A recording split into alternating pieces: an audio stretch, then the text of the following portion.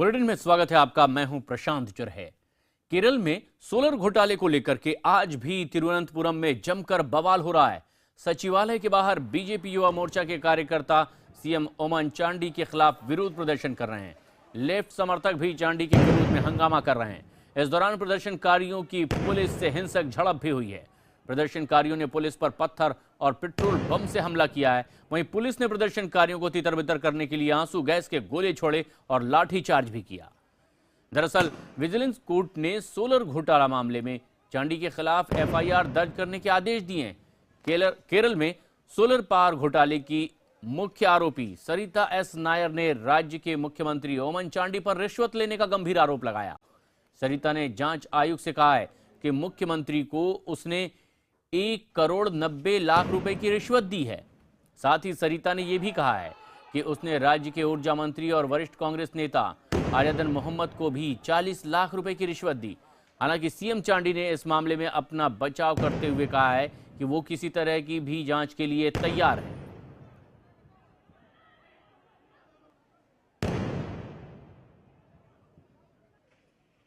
और ये तस्वीर उसी झड़प के वक्त की जब प्रदर्शनकारी सड़कों पर उतरे हुए थे और पुलिस बल पर पथराव किया जा रहा था। ऐसे में पुलिस ने भी इन प्रदर्शनकारियों को तितर-बितर करने के लिए आंसू गैस के गोले छोड़े हैं और आगे बढ़ते इन प्रदर्शनकारियों को रोकने के लिए लाठीचार्ज भी किया गया। दरअसल सोलर घोटाले में ओमन चांडी के खिलाफ एफआईआर दर्ज करने का आदेश जब कोर्ट ने दिया है, इसके बाद इनके खिलाफ प्रदर्शन लगातार जारी है। कल लेफ्ट ने हंगामा किया था और आज बीजेपी युवा मोर्चा के कार्यकर्ता भी सड़कों पर उतरे हैं। तिरुवनंतपुरम की ये तस्वीरें आप देख रहे हैं, जहां इन प्रदर्शनकारियों को तितर-बितर करने के लिए पुलिस ने आंसू गैस के गोले छोड़े। सोलर घोटाले को लेकर के विपक्षी दल कांग्रेस से अब ओमन चांडी के खिलाफ कार्रवाई की मांग कर रहे हैं। देखिए, बड़ा आश्चर्यजनक है। केरला में एक स्कैम से दूसरा स्कैम हो रहा है और जिस प्रकार से भ्रष्टाचार व्याप्त है केरला में, और अब ओमन चांडी जो कि चीफ मिनिस्टर है, उनके खिलाफ एक विजिलेंस कोर्ट ने एफआईआर दर्ज करने की बात कही है। उसके बावजूद भी कांग्रेस पार्टी दूसरी तरफ देख रही है। उसके बावजूद भी कांग्रेस पार्टी ओमन चांडी से रेजिग्नेशन नहीं ले रही है। हम कांग्रेस पार्टी से पूछना चाहते हैं कि क्या ओमन चांडी जी के पास कोई और विकल्प है सिवाय रेजिग्नेशन देने के? इस रेजिग्नेशन में देरी क्यों हो रही है, ये हिंदुस्तान की जनता जानना चाहती है। Mr. Oommen Chandy should resign forthwith. Kerala government has no moral right to stay in office. UDF government has no moral right to stay in office. After the vigilance court has directed to file FIR against the chief minister, chief minister should have stepped down by this time, but he is sticking to his position. It is not in the interest of probity and ethics in our political life. Online पर मौजूद हैं ज्यादा जानकारी के साथ हमारे सहयोगी पल्लवी। ऐसे में जब विपक्ष कह रहा है कि तुरंत अपने पद से ओमन चांडी इस्तीफा दें, कोर्ट ने आदेश दे दिया है कि उनके खिलाफ एफआईआर दर्ज की जाए, ओमन चांडी की ओर से, सरकार की ओर से कोई पक्ष आ पाया है, जवाब आ पाया है? देखिए, सबसे पहले जो केरल के मुख्यमंत्री ओमन चांडी, उन्होंने हाई कोर्ट पे एक याचिका भी दायर की है, जहां पे उन्होंने ये मांग की है कि उनके खिलाफ जो एफआईआर लगाने का आदेश दिया गया था त्रिशूर कोर्ट के द्वारा, उस पे एक तरह से स्टे लग जाए। अगर ऐसा होता है और फिर ओमन चांडी के लिए एक बहुत राहत की बात होगी। लेकिन जो अब हम चांडी की बात करें या कांग्रेस पार्टी की बात करें, उनका तर्क बहुत सीधा साधा है। उनका कहना ये है कि सरिता नायर खुद एक अक्यूज्ड है और ऐसे में जो आरोपी है, आरोपी के आरोपों पर विश्वास करना एकदम सरासर गलत होगा।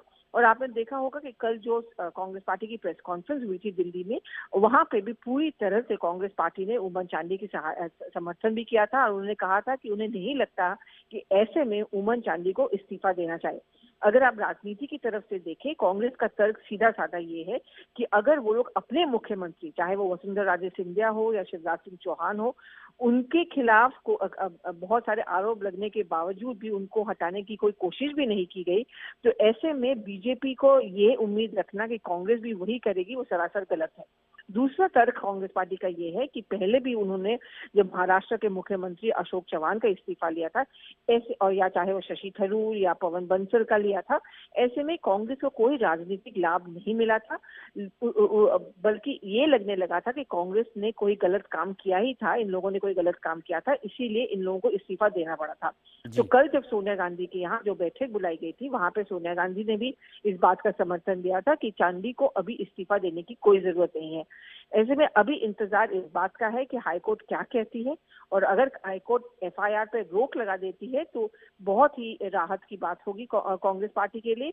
और अगर मैं केरल की बात करूं, चांदी के अलावा कांग्रेस पार्टी के लिए शायद कोई विकल्प ही नहीं है। वहाँ केरल कांग्रेस में और केरला में वो बहुत ही कद्दावर नेता माने जाते हैं और बहुत ही पॉपुलर नेता भी माने जाते हैं। जी, लेकिन अगर सरिता के बयान की बात करें, जिसको लेकर के कोर्ट ने यह आदेश जारी किया है, तो क्या यह माना जाए कि कोर्ट ने आखिर प्राइमा फेसी इस तरह के अपराध में शामिल माना होगा, इसीलिए भी एफआईआर दर्ज करने के आदेश दिए गए थे?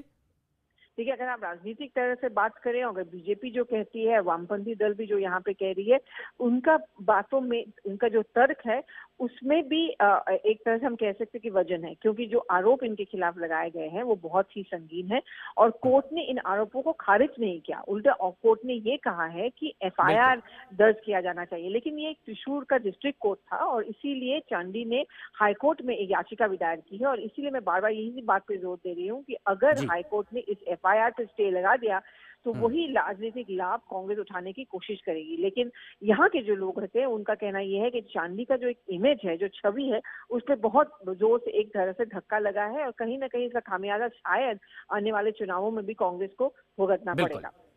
शुक्रिया पल्लवी आपका इस पूरी जानकारी के लिए। विरोध प्रदर्शन अभी भी हो रहे हैं और पुलिस दल यहां इस भीड़ को तितर बितर करने के लिए आंसू गैस के गोले भी छोड़ रहे हैं।